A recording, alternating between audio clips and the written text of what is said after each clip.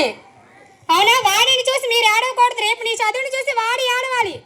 అయ్యో వాడు వాళ్ళ నాన్న లక్షలు పెట్టినా వాడు చదవలేదు, కానీ మా నాన్న రూపాయి కూడా నాకు పెట్టలేదు, నేను చదివాను. ఓకేనా? ఇప్పుడు ఇక్కడ 2 ఫ్యామిలీ స్టోరీస్ చూసాం మనందరం. గారాబం చేసే చిల్డ్రన్స్ ఏమయ్యారు? చెడు వ్యసనాలకి బానిసయ్యారు. అవునా?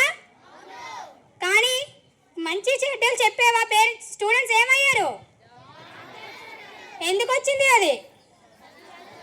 మన పేరెంట్స్ చెప్తేనే మనం చదువుకుంటాం అనుకోకూడదు, మన బుద్ధి పుట్టాలా.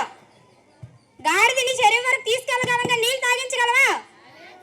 రోజు స్కూల్కి వచ్చేస్తామంటే కాదమ్మా, చెప్పేది ప్రతిదీ నేర్చుకోవాలి. మనల్ని ఒక షాప్కి వెళ్తాం, 5 రూపీస్ ఇస్తేనే చాక్లెట్ ఇస్తాడా? మన డబ్బులు ఏమైనా ఇస్తున్నామా? ఇక్కడ సార్స్ మీరు ఏమైనా డబ్బులు ఇస్తున్నారా? ఎందుకు ఇవ్వట్లేదు? మీకు ఫ్రీగా ఇస్తున్నారు కాబట్టి మీరు ఇవ్వట్లేదు.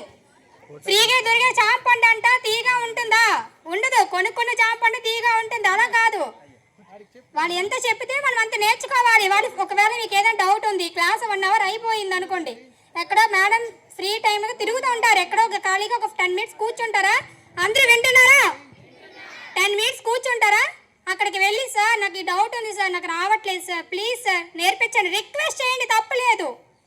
ఎందుకంటే మనం నేర్చుకోవడానికి రిక్వెస్ట్ చేసినా తప్పులేదు, 1 అవర్ టైం వేస్ట్ చేసినా తప్పులేదు.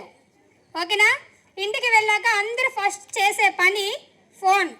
ఇప్పుడు ఒక టీవీలు వచ్చాయండి, అంతా టిక్ టాక్ రీల్స్ ఫోన్లో చూసేదే టీవీలో చూస్తున్నాము. కాదు, అదే టీవీని మీ క్లాస్లో మీకు ఏదైతే చాప్టర్ మీకు డౌట్ ఉంటుందో అదే టీవీలో టైప్ చేయండి, మీకు లెసన్స్ వస్తాయి, యూట్యూబ్ క్లాసెస్ వస్తాయి. యూట్యూబ్ని కూడా అలా కూడా మనం వాడుకోవచ్చా?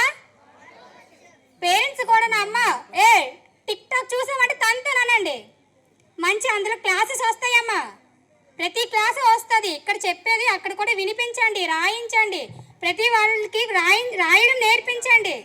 ఓకేనా? చదువుతారా మరి ఇక్కడ నుంచి?